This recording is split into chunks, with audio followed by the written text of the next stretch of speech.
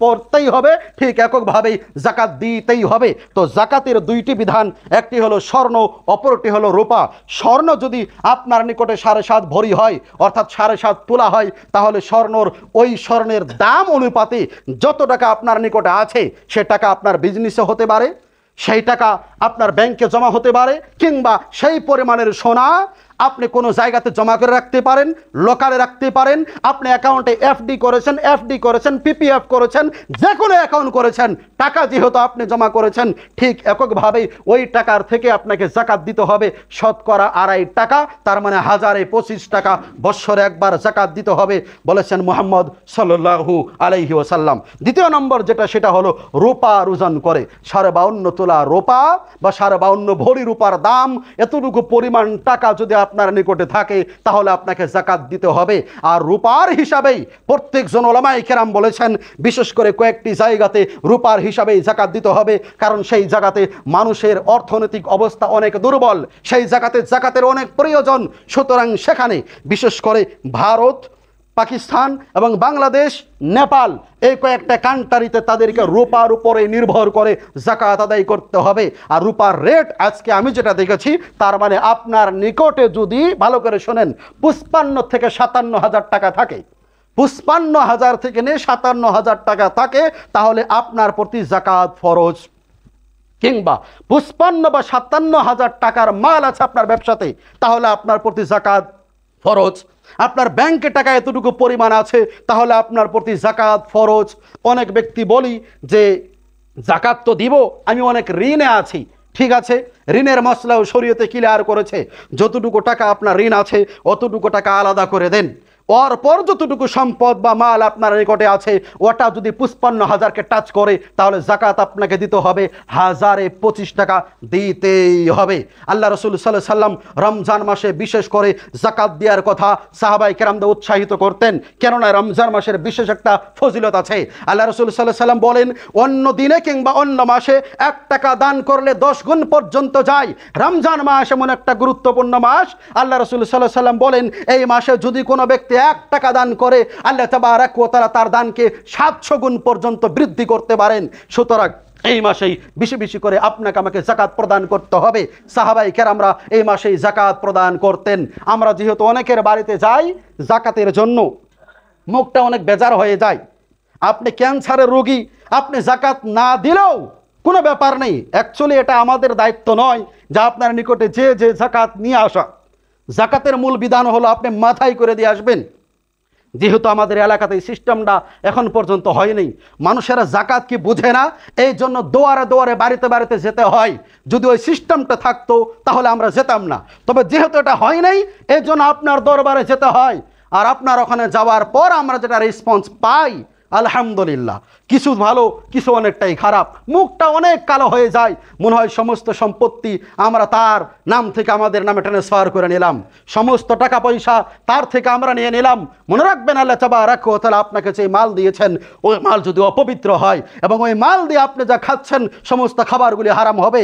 রাসূল সাল্লাল্লাহু আলাইহি সাল্লাম বলেন, লা ইয়াদখুলুল জান্নাতা জাসাদ, ওই শরীর কখনোই জান্নাতে যাবে না গুদ্দিয়া বিল হারাম, যেই শরীর হারামের টাকায় লালিত পালিত। জাকাত ফরজ আছে, দিলেন না, ওই টাকা দিয়ে মাছ কিনে খান, ওই টাকা দিয়ে মাংস কিনে খান, ওই টাকা দিয়ে পরনের পোশাক পরে ক্রয় করে পরেন, সমস্ত খাবার হারাম, রক্ত হারাম, পোশাক হারাম। আল্লাহ তাআলা রাসূল বলেছেন ওই শরীর কখনোই জান্নাতে যাবে না। তো আপনি যদি জান্নাতে যেতে চান, যেমন করে শুক্রবার এসেছেন অমন করে জাকাতটা দিয়েন, অমন করে আপনাকে আমাকে জাকাতের গুরুত্ব বুঝতে হবে, কারণ রাসূল সাল্লাল্লাহু আলাইহি সাল্লাম জাকাতকে ফরজ করেছেন। আপনি গুগলে আর একটা নাম লিখবেন, আমি খুতবা শেষ করে দিচ্ছি আর 2-3 মিনিটে। গুগলে একটা নাম লিখবেন যে সাহাবীদের মধ্যে, আল্লাহ রাসূলের সঙ্গীদের মধ্যে কোন ব্যক্তি সব থেকে নরম ছিলেন, ভদ্র, যে কখনোই কারো প্রতি রাগ করে নেই, যে কখনোই কারো প্রতি কঠোর হননি, এমন ভদ্র নম্র একজন ব্যক্তির নাম সাহাবীদের মধ্যে বলছি আমি। তাহলে আপনার নিকটে যে নামটা আসবে তিনি হলেন হযরত আবু বকর সিদ্দিক রাদিয়াল্লাহু তাআলা আনহু। ওনার মতো ভদ্র নম্র সাহাবী হয় না, বেমিসাল ছিলেন তিনি। তবে আল্লাহ রাসূল সাল্লাল্লাহু আলাইহি ওয়াসাল্লাম যখন ইন্তেকাল করলেন, ইন্তেকাল করার পর আবু বকর সিদ্দিক রাদিয়াল্লাহু তাআলা আনহু খিলাফতের দায়িত্বতে আসলেন। ইসলামিক প্রথম খলিফা, যেই খলিফা সাহাবীদের মধ্যে থেকে, উনি খলিফা হওয়ার পর এই রমজান মাসে তিনি কিছু মানুষদেরকে বলে দিলেন জাকাত দিতে। ওই সমস্ত অবস্থায় একটা জায়গা থেকে একটা বংশের লোক তাহারা বলল, এটা সেই মুসলিমের ব্যাখ্যা করছি আমরা, তারা বলল যে আমরা আল্লাহ রসুলের হাত ধরে ইসলাম গ্রহণ করেছিলাম, আল্লাহ রসুল তো এখন জীবিত নেই, তিনি ইন্তেকাল করেছেন, আমরা জাকাত নামক বিধানকে মানি না, আমরা জাকাত দিব না। আবু বকর সিদ্দিক রাদিয়াল্লাহু তাআলা আনহু, যিনি সবথেকে নরম, উনি জাকাতের বেলায় সবথেকে গরম হলেন এবং তিনি সাহাবীদের ভিতরে এলান করে দিলেন যে প্রত্যেকটা জায়গাতে নোটিশ লাগিয়ে দাও। আবু বকর সিদ্দিক অর্থাৎ বাদশাহের তরফ থেকে কোন একজন ব্যক্তির নিকটে যদি এক হাত রশিও জাকাতের ফরজ হয়ে থাকে, ওই ব্যক্তি যদি সেটাও জাকাতের জন্য আদায় না করে, আবু বকরের তরফ থেকে ওই ব্যক্তির বিরুদ্ধে যুদ্ধের এলান করে দাও। অথচ নামাজের ব্যাপারে তিনি এই কথা কখনোই বলেননি যে যারা নামাজ পড়ে নেই ওদের বিরুদ্ধে আমার বাদশার তরফ থেকে যুদ্ধ। সাহাবীদের ভিতরে সবথেকে নরম ব্যক্তি, সবথেকে গরম হলেন জাকাতের কারণে, কারণ জাকাতের মাধ্যম দিয়ে ইসলামকে প্রতিষ্ঠিত করা হয়, জাকাতের মাধ্যম দিয়ে ইসলামকে এগিয়ে নিয়ে যাওয়া হয়। সুতরাং আপনাকে আমাকে আল্লাহ তাআলা যদি অর্থ সম্পদ দিয়ে থাকেন, বারবার আমরা বলছি যদি দিয়ে থাকেন, তাহলে আপনাকে জাকাত দিতেই হবে 2.5%, এটা আপনার প্রতি কর্তব্য।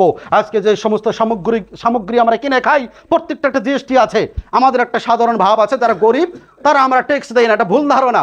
আপনি যা কিনছেন তার প্রতি ট্যাক্স আছে, সবাই দেই।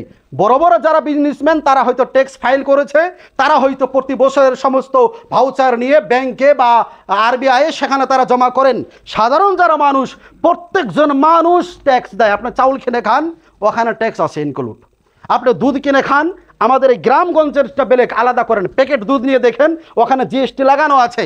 বাড়িতে একটা মোমবাতির একটা ওই প্যাকেট কিনে দেখবেন 20 টাকার, ওখানেও জিএসটি আছে। প্রত্যেকটা বস্তুতেই ট্যাক্স আছে, আমরা সেখানে প্রতিদিন দেই।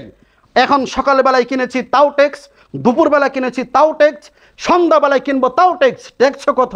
18 থেকে নিয়ে 22% পর্যন্ত জিএসটি দিতে হয়। আমরা সকলেই দেই, সেটা গ্রহণ করি। অথচ ইসলামে বৎসরে একবার, তাও কাদেরকে? যাদের এতটুকু সম্পদ আছে, যাদের 55 থেকে 57 হাজার সম্পদ আছে। আল্লাহ তাআলা শুধু একবার চেয়েছেন মাত্র 2.5%। সেটাও যদি না দিতে পারি তাহলে কেমন মুসলমান?